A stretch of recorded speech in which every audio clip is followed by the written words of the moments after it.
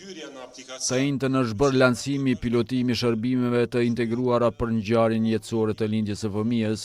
Ky projekt i qeverisë së Kosovës dhe i mbështetur nga BE-ja e qeveria gjermane ka për qëllim thjeshtësimin e procedurave administrative për regjistrimin e lindjeve dhe të ofrojë një qasje më të lehtë për qytetarët e Kosovës.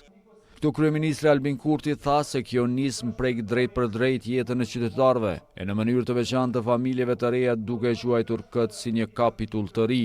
Prindrit nuk kanë më nevojë të shkojnë nga një sportel në tjetrin për të kryer procedura të ndryshme. Të gjitha të dhënat e nevojshme për regjistrimin e fëmijës, për benefitet që ju takojnë, për sistemin shëndetësor e për vaksinimin, mblidhen që në spital në momentin e lindjes dhe shpërndahen automatikisht te institucionet përkatëse. Ministri i Shëndetësisë Arben Vitia veçoi rëndësinë e këtij projekti për shëndetësinë vendase. Kjo platformë sotverike do të mundsojë ofrimin e shërbimeve proaktive për prindërit e ri, duke dërguar në mënyrë elektronike të dhënat e mbledhura në spital tek të gjitha institucionet përkatëse, duke shmangur kështu nevojën që prindërit të vizitojnë këto institucione për të aplikuar për këto shërbime.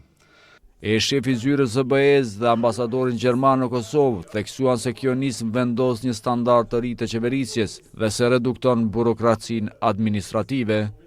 Qytetarët me një llogarinë e-Kosova do të kenë qasje në informacion të personalizuar, të përshtatur sipas nevojave të tyre, duke integruar institucionet kyçe dhe duke ofruar shërbime digjitale të personalizuara. Kjo nismë vendos një standard të ri për qeverisjen moderne të orientuar drejt qytetarëve. Reduktimi i burokracisë është një shtyllë kyçe e qeverisjes së mirë. Shumë shpesh qytetarët përballen me pengesat të panevojshme që komplikojnë qasjen në shërbime esenciale. Në mes tjerash në këtë lancim më tha se me projektet si ky, transformimi digital po kthehet në vlerë konkrete për njerëzit.